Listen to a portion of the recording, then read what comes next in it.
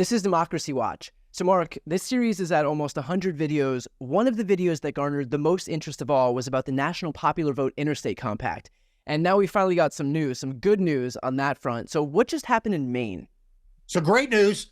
The Maine State House just passed out of it, having Maine join this very, very important compact that would essentially shift the country from a presidential system, which is very antiquated, where only a handful of states, the so-called swing states, really have a say in who becomes president, to a truly representative democracy, where voters all around the country would have an equal weight in who gets elected president. So it's not out of Maine yet, but a big first step. Now, what else has to happen for this thing to come into effect? How many states have already joined the National Popular Vote Interstate Compact? How close is it to having legal force? Yeah, so it's getting close. You know, you can see those Republicans getting a little nervous. You know, they're trying to eke out one more or two more elections without having to be accountable to all the people. But here's where things stand, everyone.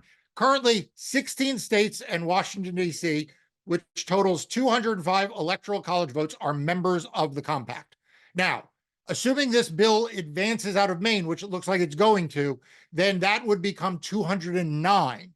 For those of you who are not paying attention every day to the Electoral College, remember, you need 270 electoral votes to win the presidency. And so for this compact to go into effect, the way it's drafted is states say, look, we're going to join this compact, but it only takes effect when there are 270 electoral votes worth of states that are a part of it. So we're getting very, very close to that magic number. And people think of Maine as a blue state. It is right now, but it is also a swing state. So this is a big pickup for the people advancing the interstate compact.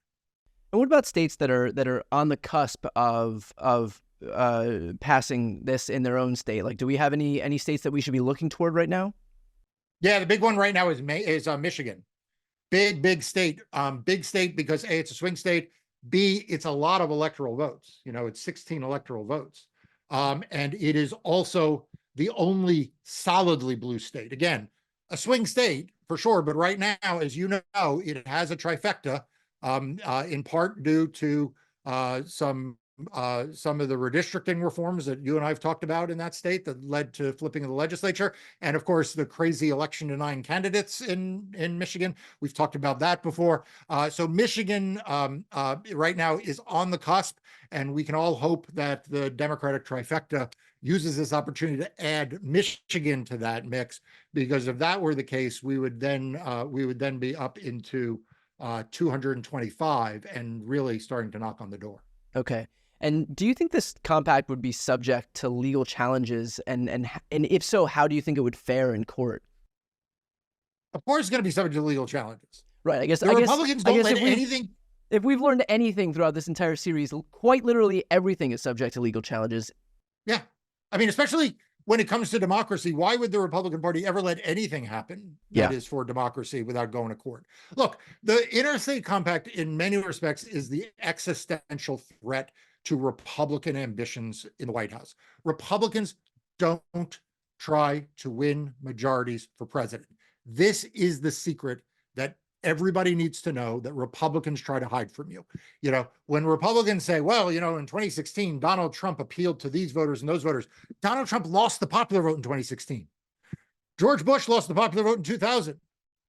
Republicans lost the popular vote in 1996, in 1992, in 2000, in 2008, in 2012, in 2016, in 2020. We all know they're going to lose the popular vote in 2024. The Republicans are not trying to play for the popular vote. They're trying to maneuver against this very archaic system of the Electoral College to win power without winning the popular vote. So the interstate popular vote compact, the National Popular Vote Compact, is an existential threat to them. So they will throw everything they can at it. They will scare people. They will lie, because that's what they do about voting rules. And of course, they will litigate. Well, this is an issue that I think is gonna rear its head at some point. But to what extent does the fact that the Electoral College is in the Constitution impact the ability for the National Popular Vote Compact to take effect? It doesn't. I mean, again, Republicans are going to throw up a whole bunch of smoke, but remember, Republicans always throw up smoke, and there's never anything behind it. But the fact is, the Constitution does not prohibit this compact from taking effect. This compact does not do away with the Electoral College. States would still appoint electors as a result of the election. It's just they would bind their electors to the outcome of the popular vote. So right now, if you are, say, in North Carolina, the electors from North Carolina are bound to the popular vote of North Carolina. All this would do is say, okay, moving forward, those electors are going to be bound by the popular vote of the country. And that's true in Maine. It's true, in all the states that are part of this. North Carolina is not part of it, but it should be. So basically, it still keeps the Electoral College intact. It's just instead of deferring to the results in that specific state, it says, okay, well, Joe Biden has won the national vote in the United States. And so because he won the national popular vote, that's where our electors go, to the person who wins the national popular vote, regardless of the outcome in that specific state. Correct. And look, this is a common sense measure that for almost all of our history, everyone understood to be common sense.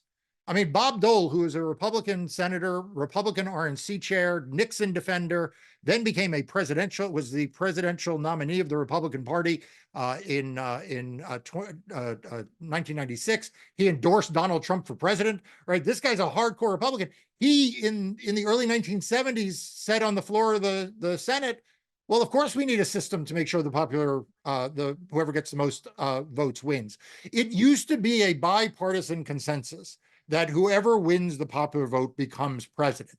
It is only under Donald Trump that Republicans now celebrate the idea that they can win power while losing popular support. And that should be a warning sign for Republicans. And it is certainly a warning sign for the health of our democracy, because no democracy is going to thrive if ever larger increasing number of citizens are disenfranchised and are not able to impact the outcome of elections. We've seen this in all of the talks we've had in this series about redistricting, right? At the end of the day, Republicans can only rely on gerrymandering to so far. At some point, the popular will in a democracy, in a republic, for all of the Republicans out there who are yelling at yelling at the clouds here, it's not a democracy, it's a republic. In a constitutional republic, you can't have a system where the popular will is constantly frustrated. That's what Republicans want. That's what this compact would undo. And it is a common sense measure that for most of our country's history was so non-controversial, they didn't see the need to even change the Electoral College. Let's finish off with this. What is your message, given obviously your background on presidential campaigns and understanding the importance of deferring to the national popular vote? What's your message to these states who may have the opportunity to go ahead and pass legislation that would allow them to be part of, to adopt the National Popular Vote Interstate Compact, who may not feel like it's a priority right now? Look, preserving and protecting and advancing democracy needs to always be every elected official's first priority. I was proud to watch President Biden on TV during the State of the Union at the beginning of the speech, with all of the priorities going on in this country. He started with democracy abroad, democracy in this country. And it is high time that every governor, every state legislature in this country prioritize democracy as their first issue, because without a functioning democracy, we're not going to have any of the other things that we want, the other things that President Biden spoke about. So we have to prioritize democracy. And what I'd say to the Republicans listening out there is, if you find yourself in a situation that you are so afraid of your voters that you need to disenfranchise them, it is time to look in the mirror and ask what you have done wrong. If you are so bound to a presidential candidate who defiles democracy, who criticizes war heroes, who wants to abandon our allies abroad, you need to look in the mirror and ask what the hell you're doing in that party. And if you are a swing voter and you're not sure what to do right now, you need to look in the mirror and ask yourself, which side of history do you want to be on? The National Popular Vote Compact is a way to bring all of us on the right side of history. And let's hope that every politician in every state in this country sees it that way. Perfectly put. We'll leave it there. Obviously, for those who are watching right now, if you want to learn more about this issue and any other democracy-related issue, you can go ahead and sign up for Democracy Docket. It's the free news outlet Marc founded to focus on everything voting and elections. It's a resource that I use on a daily basis. It is one of my favorite newsletters that I get. So again, please, if you're not yet signed up, go ahead and sign up. I'm Brian Tyler Cohen. I'm Marc Elias. This is Democracy Watch.